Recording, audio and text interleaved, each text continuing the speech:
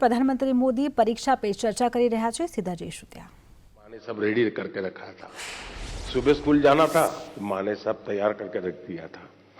लगता तो बहुत अच्छा है, लेकिन क्या कभी ऑब्जर्व किया है कि माँ का टाइम मैनेजमेंट कितना बढ़िया है।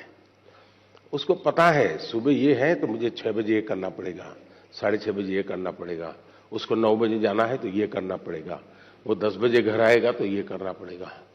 यानी इतना परफेक्ट टाइम मैनेजमेंट मां का होता है। और जबकि काम सबसे ज्यादा मां करती रहती है, लेकिन किसी काम में उसको बोझ अनुभव नहीं होता है। थक गई, बहुत काम है, बहुत ज्यादा, ऐसा नहीं करती। क्यों?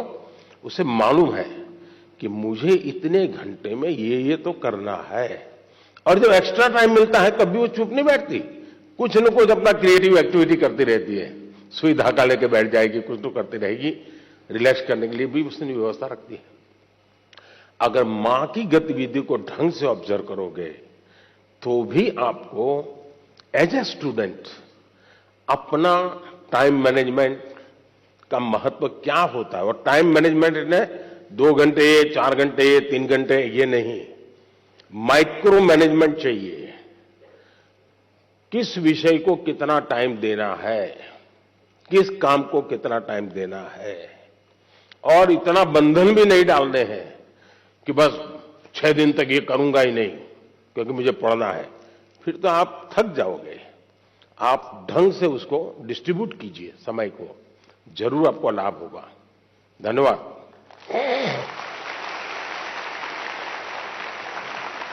Thank you, Honorable Prime Minister, sir, for guiding us to be methodical and systematic in order to be an effective student. Honorable Prime Minister, sir, Rupesh Kashyap, hailing from Bastar district of Chhattisgarh, is known for his distinctive tribal art, the enchanting Chitrakoot waterfalls, and the finest quality of bamboo. Rupesh is present here with us and needs your advice on a topic that is of vital significance. Rupesh, please ask your question. Good morning, Honorable Prime Minister Sir. My name is Rupesh Kashyap. I am a student of class 9 from Swami Atmanand Government English. Camera उस बच्ची पे लगाइए। हाँ। From Swami Atmanand Government English Medium School, Darwa, District Bastar, Chhattisgarh. Sir, my question is, how can I avoid unfair means in exams? Thank you, sir. Thank you, Rupesh. Honorable Prime Minister, sir, from the heritage city of Jagannath Puri, the spiritual capital of Odisha, famed for its magnificent cone-shaped layout, Rath Yatra, and serene beaches, Tanmay Biswal seeks your guidance on a similar issue. Tanmay, please ask your question. Honorable Prime Minister Sir, Namaskar. My name is Tanmay Biswal. I am a student of Jawahar Navodaya Vidyalaya, Konark, Puri, Odisha. My question to you, sir, is how to eliminate cheating or copying activities of the students during examination. Kindly guide me on this. Thank you, sir. तन्मय, माननीय प्रधानमंत्री जी, रुपेश और तन्मय परीक्षा में अनुचित साधनों के प्रयोग से कैसे बचा जाए, इस विषय पर आपका मार्गदर्शन चाहते हैं। श्रद्धेय प्रधानमंत्री जी। मुझे खुशी हुई कि हमारे विद्यार्थियों को भी ये लग रहा है कि परीक्षा में जो गलत प्रैक्टिसेस होती हैं, माल प्रैक्टिसेस होती हैं, उसका कोई रास्ता खोजना चाहिए। खास करके जो मेहनती विद्यार्थी होते हैं उनको जरूर इसका बहुत ही चिंता रहती है कि मैं इतनी मेहनत करता हूं और ये चोरी कर करके, कॉपी कर करके, नकल करके अपना गाड़ी चला लेता है। पहले भी शायद चोरी तो करते होंगे लोग, नकल तो करते होंगे, लेकिन छुप छुप करके करते होंगे। अब तो बड़े गर्व से कहते हैं कि आज सुपरवाइजर को बुद्धू बना दिया।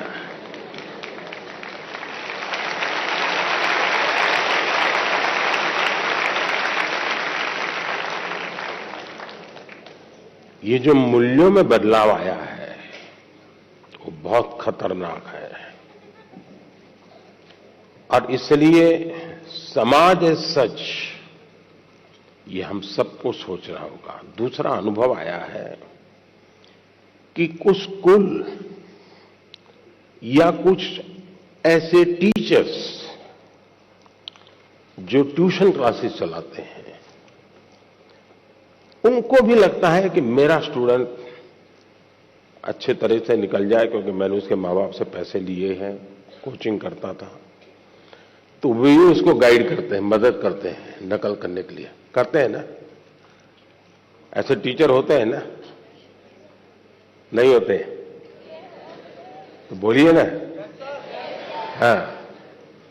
और उसके कारण भी दूसरा मैंने देखा है कि कुछ स्टूडेंट पढ़ने में तो टाइम नहीं लगाते, लेकिन नकल करने के तरीके ढूंढने में बड़े क्रिएटिव होते हैं।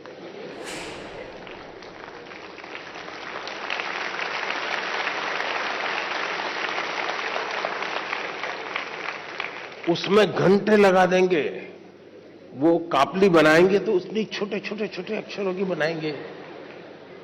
कभी कभी तो मुझे लगता है कि इसके बजाय वो नकल के तरीके, नकल की टेक्निक, उसमें जितना दिमाग खपाता है, और बड़े क्रिएटिव होते हैं ये चोरी करने वाले, इसके बजाय अगर उतना ही समय उसी क्रिएटिविटी को, टैलेंट को सीखने में लगा देता तो शायद वो अच्छा कर पाता। किसी ने उसको गाइड करना चाहिए था, किसी ने उसको समझाना चाहिए था। दूसरा ये बात समझ के चले, अब जिंदगी बहुत बदल चुकी है, जगत बहुत बदल चुका है, और इसलिए ये बहुत आवश्यक है कि एक एग्जाम से निकले मतलब जिंदगी निकल गई, ये संभव नहीं है जी। आज आपको डगर डगर हर जगह पे कोई इनको एग्जाम देनी पड़ती है। कितनी जगह पे नकल करोगे जी?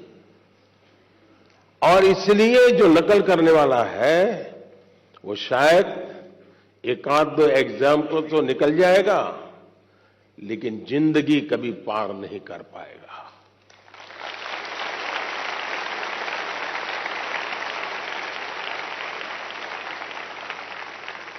नकल से जिंदगी नहीं बन सकती है। हो सकता है एग्जाम में मार्क्स इधर उधर करके ले आए, लेकिन कहीं न कहीं तो क्वेश्चनेबल होगा ही, और इसलिए ये वातावरण हमको बनाना होगा कि एक आध एग्जाम में तुमने नकल की,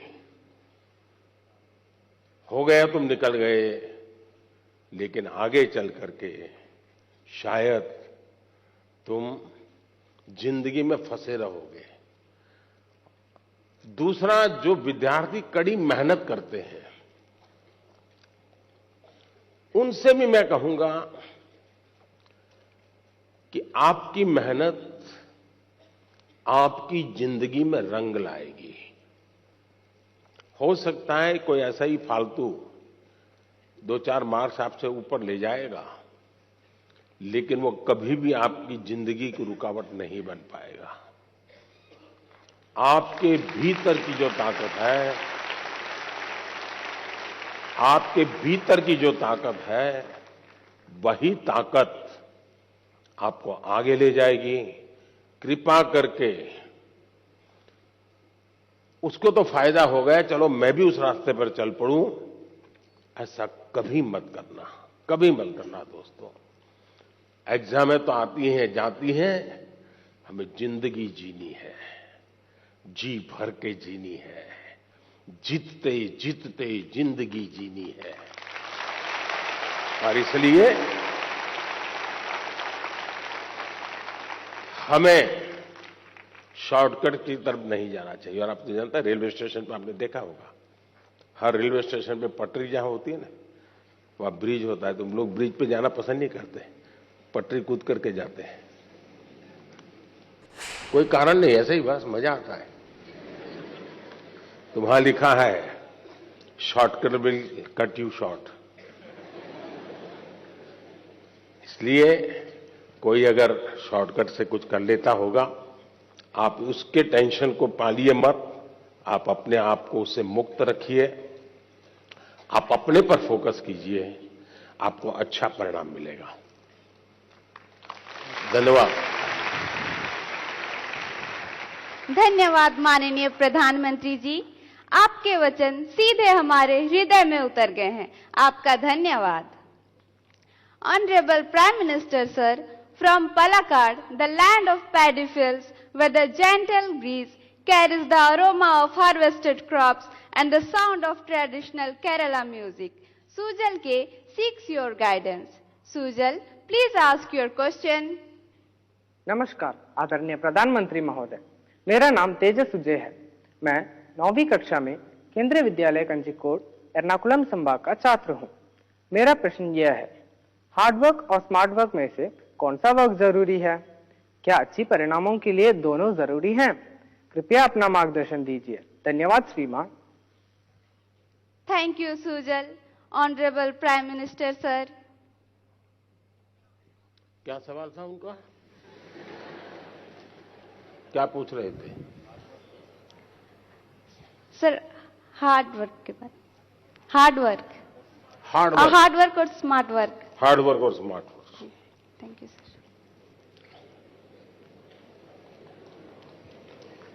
यार, अच्छा, आपने बचपन में एक कथा पढ़ी होगी, सबने जरूर पढ़ी होगी, और इससे आप अंदाज लगा सकते हैं कि स्मार्ट वर्क क्या होता है, हार्ड वर्क क्या होता है। हम बचपन में थे तो एक कथा सुना पढ़ाते थे कि एक घड़े में पानी था, पानी जरा गहरा था और एक कौवा पानी पीना चाहता था, लेकिन अंदर वो पहुंच नहीं पाता था। तो उस कौवे ने छोटे छोटे कंकर उठा करके उस घड़े में डाले और धीरे धीरे पानी ऊपर आया और फिर उसने आराम से पानी पिया। सुना है ये कथा? अब इसको आप क्या कहेंगे, हार्ड वर्क कहेंगे कि स्मार्ट वर्क कहेंगे?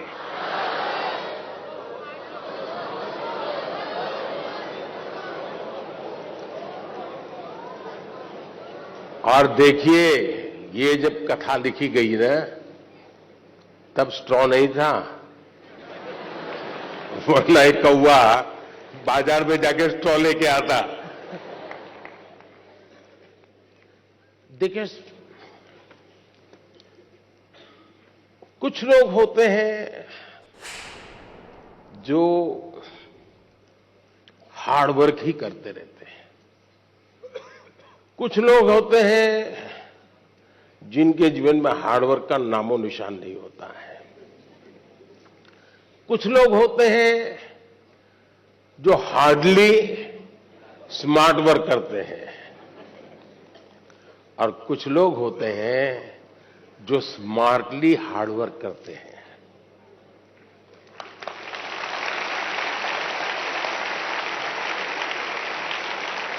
और इसलिए कौवा भी हमें सिखा रहा है कि स्मार्टली हार्ड वर्क कैसे करना। और इसलिए हमें हर काम को, पहले काम को बारीकी से समझिए। कुछ लोग हो गए, आपने देखा होगा कि चीजों को समझने के बजाय सीधा ही अपनी बुद्धि अपनाना शुरू कर देते हैं, फिर ढेर सारी मेहनत करे, परिणाम मिलता ही नहीं है। मुझे याद है, मैं बहुत पहले ट्राइबल बेल्ट में काम करता था, तो मुझे काफी इंटीरियर में जाना था। तो किसी ने हमें, उस जमाने की जो पुरानी जीप होती थी, उसने व्यवस्था की कि आप उसको लेके जाइए। अब सुबह हम कोई 5:30 बजे निकलने वाले थे, लेकिन हमारी जीप चली नहीं रही थी। हम अब ढेर सारी कोशिशें की, धक्के मारे, ये किया, दुनिया भर का हार्ड वर्क किया, लेकिन हमारी जीप नहीं चली। 7, 7:30 बज गए तो एक मैकेनिक को बुलाया। अब मैकेनिक ने मुश्किल से 2 मिनट लगाया होगा और 2 मिनट में उसने ठीक कर दिया। और फिर वो कहे साहब 200 रुपये देने पड़ेंगे। मैंने कहा यार 2 मिनट का 200 रुपया? बोले साहब ये 2 मिनट का 200 रुपया नहीं है, ये 50 साल के अनुभव का 200 रुपया है।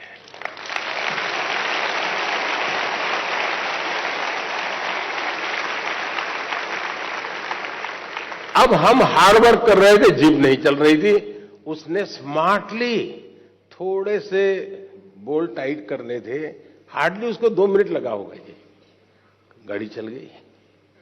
कहने का तात्पर्य यह है कि हर चीज बड़ी मेहनत मजदूरी से करेंगे तो होगा ऐसा आपने देखा होगा।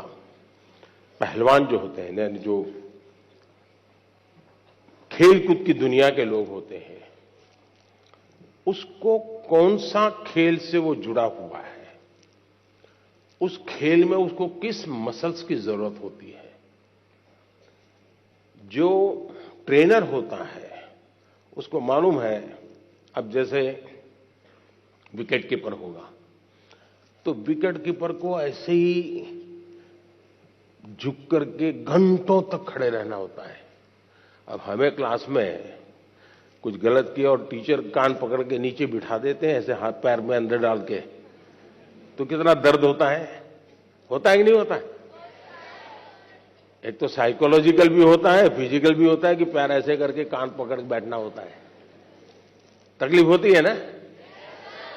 लेकिन ये जो विकेट कीपर होता है ना, उसकी ट्रेनिंग का हिस्सा होता है, उसको घंटों तक ऐसे खड़ा रखते हैं ताकि धीरे धीरे उसके वो मसल मजबूत हो जाए ताकि वो विकेट कीपर के नाते अच्छा काम करे। बॉलर होता है तो उसको उस विधा की जरूरत नहीं है, उसको दूसरी विधा की जरूरत है, तो उसको वो करवाते हैं।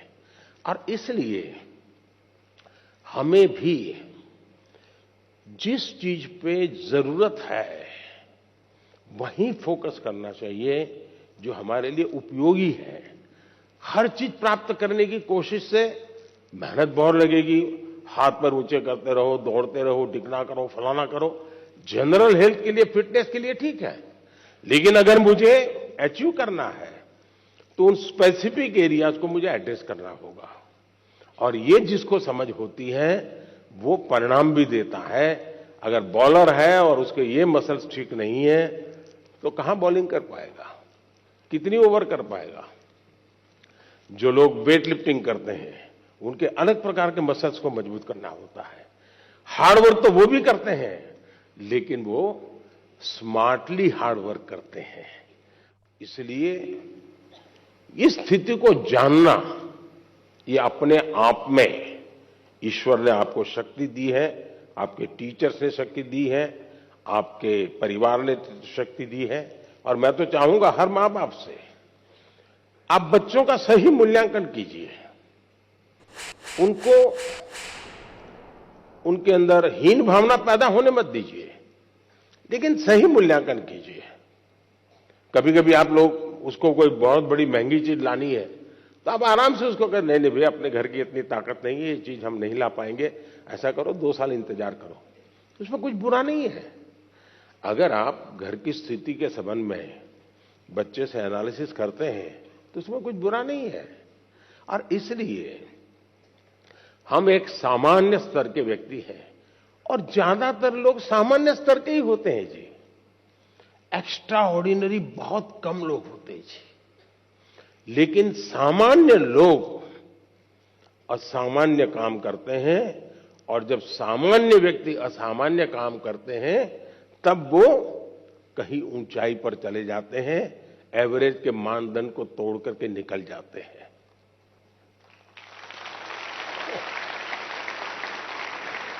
और इसलिए हमें कभी भी ये सोचना, दुनिया में आप देखिए ज्यादातर जो लोग सफल हुए हैं वो क्या है जी, वो किसी जमाने में एवरेज लोग थे जी,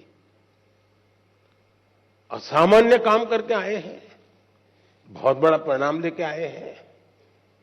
अब आपने देखा होगा इन दिनों दुनिया में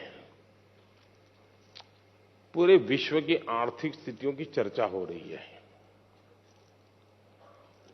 कौन देश कितना आगे गया, किसकी आर्थिक स्थिति कैसी है, और कोरोना के बाद तो ये बड़ा मानदंड बन गया है।